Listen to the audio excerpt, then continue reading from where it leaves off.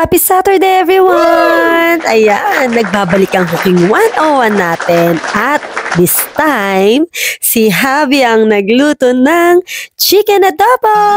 Yoo! Thank you, Javi! Craving satisfied. At imagine mo naman, guys, ang asawa mong afa, mapagluluto mo ba yan basta-basta ng Filipino foods? O, diba? Pakainin mo nga ng Filipino foods. Fulfillment na sa ating mga Pilipina. But anyway, ayan, simulan na natin. Ayan, ginisan niya muna ang onion. Actually guys ha, huwag niyo siyang i-bash kasi ayan yung sa kanyang way kung paano siya magluto ng adobo. This is his third time na magluto ng adobo guys. So ayan lang, konti lang ang mantika. Syempre olive oil yung ginamit niya.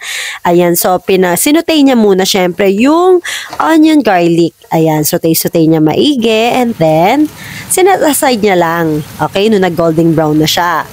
And then, ayan na nga pala guys, lahat ng drumstick chicken, kasi gusto ko drumstick kaya yan, drumstick chicken ay talagang namarinate niya yan. Yan yung kanyang secret naman para lalo sumarap yung chicken adobo. Ayan, tingnan nyo yung garlic guys, so tsaka yung paminta, tsaka garlic granules. Alam ko yan yung mga hinalo-halo niya dyan. Magaling si baby actually sa pagmamarinate.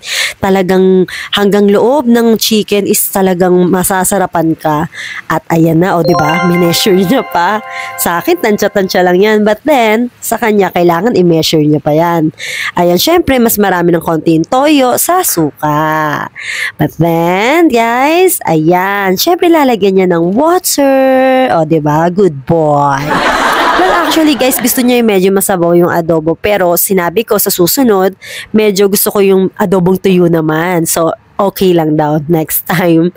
But then, ayan, naglagay na siya ng sugar and konting pepper. Ayan. Yung sugar guys, palaging naglalagay kasi ako ng sugar sa adobo.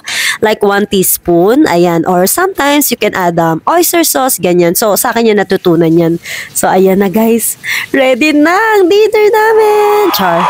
Ayan, salamat. Kain tayo guys ha. Tignan nyo na naman kumain si Dora. O, diba? Ayan nga pala yung mga niluto pa kaninang tanghali. Ayan.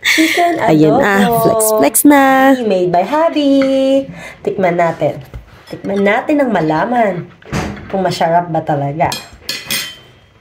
Ayan na sabaw. Siyempre, may konting sabaw guys.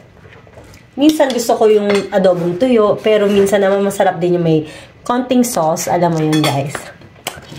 Kain tayo. Nag-pray na nga pala kami guys ha. Ito.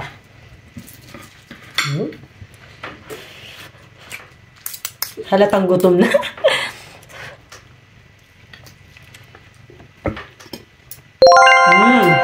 Masarap guys. Lasang adobo ng Pinoy.